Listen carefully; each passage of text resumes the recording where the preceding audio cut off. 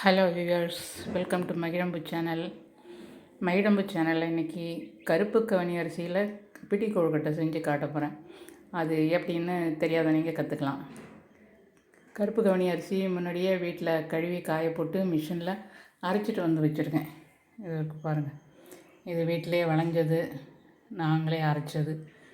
அது கழுவி காயப்பட்டு அரைச்ச உலர் மாவு ஒரு கப்பு, ஒரு டம்ளர்னு வச்சுங்களேன். அந்த டம்ளரில் ஒரு டம்ளர் மாவு, ஒரு டம்ளர் அதே அளவுக்கு தண்ணி, 3/4 டம்ளர் வெல்லம், கொஞ்சமாக தேங்காய் துருவல், அப்புறம் ஏலக்காய் பொடி, உப்பெல்லாம் நம்ம திட்டத்துக்கு போட்டுக்கிறது. வெள்ளத்தை அதில் கரைச்சி வடிகட்டிட்டு வெள்ளை தண்ணியில் தேங்காய், உப்பு எல்லாத்தையும் போட்டு கொதிக்க வச்சு, கொதிக்கிற போது மாவை போட்டு கிளறணும். அவ்வளோதான். அது செஞ்சு காட்டுறேன் இப்போ உங்களுக்கு. இதோ மாவு ரெடி பண்ணிட்டேன். கையாலே அப்படி சரி பண்ணிக்க வேண்டியது தான், அவ்வளோதான். இது அப்புறம் பிடிச்சி வச்சிட வேண்டியது கொழுக்கட்டையை. அடுப்பில் இட்லி பானையை வச்சாச்சு. அது மாதிரி பிடிச்சி வச்சுக்க வேண்டியது தான். இவ்வளோ தான் மாவோட பதம். இவ்வளோ. இதுக்கு மேலே தனியாக போனால் பிடிக்க வராது. கெட்டியாக இருந்தாலும் கஷ்டமாக இருக்கும். அந்த தண்ணி நான் மொண்டு வச்சது திரும்ப சேர்த்துட்டேன். சரியாக இருந்தது. அது ஒன்றுக்கு ஒன்றுங்கிறது 1:1 சரியான அளவு தான். அது கூட வச்சா தான் கூட போகும். வெல்லம் நம்ம எவ்வளோ போடுறோமோ அது கரைஞ்சி அதுவும் தண்ணியோடு சேர்ந்துக்கும். வெல்லத்தோட அளவும் தண்ணியில் சேர்ந்துக்கும். அதனால் அதை பற்றிலாம் நம்ம யோசிக்க வேண்டியதில்லை. 1:1 வெல்லம் வந்து 3/4 பங்கு அதான் போட்டிருக்கேன். அது ஒன்றா போட்டால் கூட தாங்குமோ என்னமோ, அது அவங்கவுங்க இனிப்பு தேவையை பொறுத்து. அவ்வளோதான்.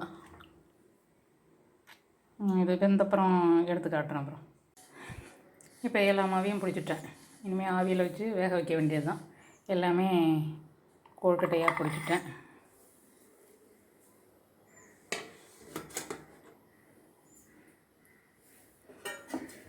அவ்வளோதான், எல்லாமே முடிஞ்சிருச்சு. இனிமேல் 10 நிமிஷம் வெந்துடும். அவ்வளோதான், வேக வேண்டியது தான்.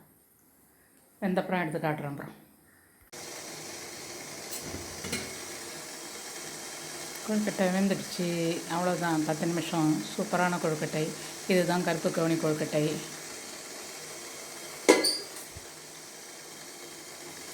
மாவு கொட்டி கிளறதான் வீடியோ எடுக்க மறந்துட்டேன். நல்லாவே வெந்துடுச்சு. அடுப்பை ஆஃப் பண்ணிடலாம். ஏற்கனவே பழைய வீடியோவில் நான் போட்டிருக்கேன். அதில் மாவு எப்படி கிளறதுன்னு போட்டிருக்கேன். அதை பார்த்து தெரிஞ்சுங்க. வேறு ஒன்றும் இல்லை, உப்புமா கிளற மாதிரி தான்.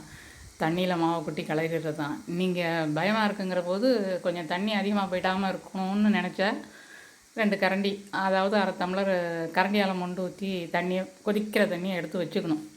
மாவை கிளறும்போது ஒரே 1 நிமிஷத்துலேயே வந்துடும். 1 நிமிஷம் 2 நிமிஷம் தானே. கைக்கு கெட்டியாக இருக்கிற மாதிரி தெரிஞ்சால் அந்த தண்ணியையும் ஊற்றி கலந்துக்கலாம். கொஞ்சம் கொஞ்சமாக தண்ணியை ஊற்றி கலந்தால் சரியாக விடும். அப்படி தான் இப்போ நானே செஞ்சு காட்டுவோன்னு செஞ்சேன். ஆனால் வீடியோ எடுக்க மறந்துட்டேன். இவ்வளவு தான். ரெடியாகிடுச்சு. கருப்பு கவுனி கொழுக்கட்டை எப்படி இருக்குன்னு செஞ்சு பார்த்துட்டு சொல்லுங்கள். இவ்வளவு தான். வேலையும் ஈஸி, உடம்புக்கு ரொம்ப நல்லது. கருப்பு கவுனி தான் இப்போ சிறுதானியங்களை போல் பாரம்பரிய அரிசிகளும் ட்ரெண்டு. இதில் என்ன முறுக்கு செய்யலாங்கிறாங்க, இடியப்பம், குழி பணியாரம் எல்லாமே செய்யலாங்கிறாங்க. நான் இன்னும் அதெல்லாம் செஞ்சு பார்க்கல. இனிமேல் தான் செய்ய போகிறேன். இப்போதைக்கு இது மட்டும்தான் செஞ்சுருக்கேன். மற்றதெல்லாம் செஞ்சு பார்த்து அதுக்கும் வீடியோ எடுத்து போடுறேன். Okay, thank you.